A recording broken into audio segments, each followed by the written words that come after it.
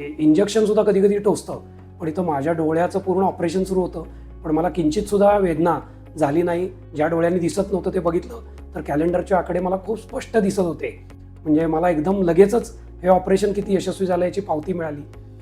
नमस्कार, माझं नाव मिलिंद तगारे. माझ्या उजव्या डोळ्याला थोडं अंधुक दिसतं असं निदान झालं आणि त्याच्यानंतर हळूहळू तो अंधुकपणा वाढत गेला.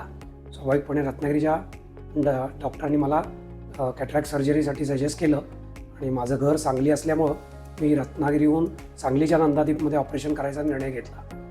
इथं आल्यानंतर पहिल्यांदा प्राथमिक तपासणी झाली.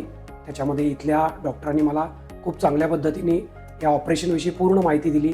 कोणत्या पद्धतीचे लेन्स बसवावेत याविषयी मार्गदर्शन केलं आणि त्याचे फायदे आणि वेगवेगळे तोटे काय असू शकतात तेही नीटपणे समजावून सांगितलं.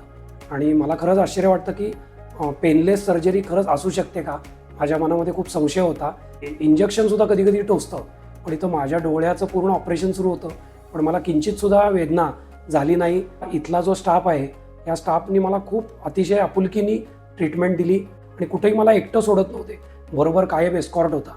आणि आत्ता सौरभ सरांनी तपासणी करून माझ्या ऑपरेशनबद्दल मला सगळी माहिती दिली आणि मी अतिशय संतुष्ट आहे.